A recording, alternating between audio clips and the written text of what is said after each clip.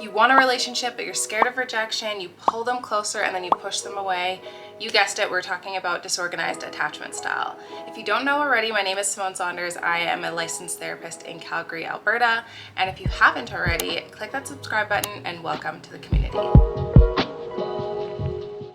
Typically, information about attachment styles is really focused on avoidant attachment and anxious attachment. Having the information on both of those attachment styles is really important because it sets a foundation to really understand disorganized attachment style as well. So let's jump right into what are the traits of someone who has disorganized attachment style. Typically what you'll find is that it's a combination of avoidant traits and anxious traits. People who have the disorganized attachment style might notice that they push people away while simultaneously trying to pull them closer. They may have difficulty with vulnerability or vulnerability that is closely followed by deactivating strategies. And so a reminder that deactivating strategies from our avoidant video is any behavior that serves to provide physical distance or emotional distance in a relationship. So it creates a decrease in emotional intimacy. They might have a difficult time regulating. They have a hard time relying on their partners as well. And you might find that they leave relationships with little to no warning. And the largest underlying theme of the disorganized attachment style is that they're always anticipating rejection.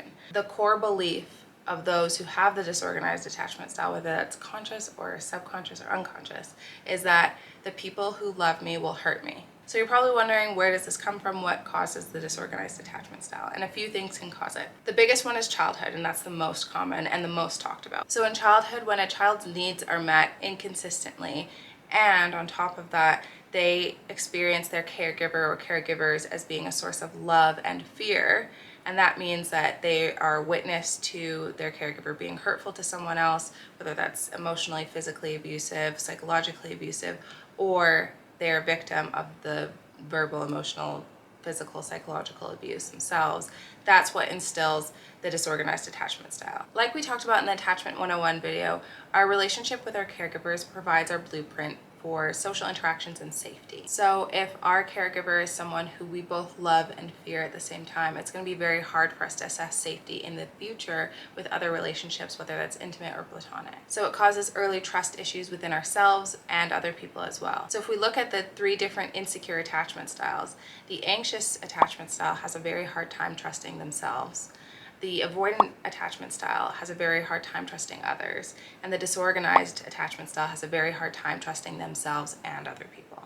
Another reason that this can come about is adult relational trauma. So when someone is, again, a source of love and a source of fear, so that can be an abusive relationship, that might look like an abusive intimate relationship, and that can cause a disorganized attachment style as well.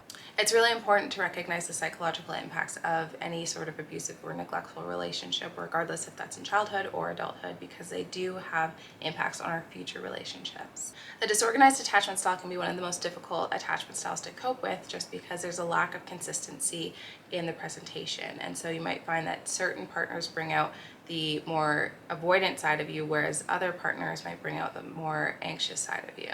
And in general, those who have the disorganized attachment style feel a sense of unsafety all the time. The sensitivity to rejection within the disorganized attachment style is so strong that even an inkling of that feeling can send someone with this attachment style running.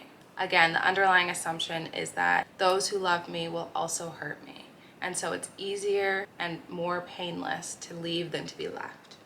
I think something important to talk about here, which I'll get into more in a later video on trauma, is pre-trauma assumption and post-trauma assumptions. So pre-trauma assumptions are assumptions that we all have about the world.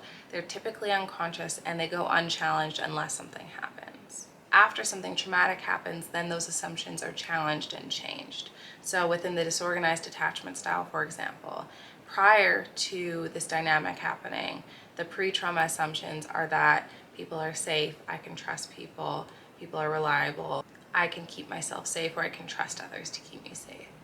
Post-trauma assumptions for the disorganized attachment style, for example, would look like people aren't safe, I cannot keep myself safe, I can't trust people, people will hurt me.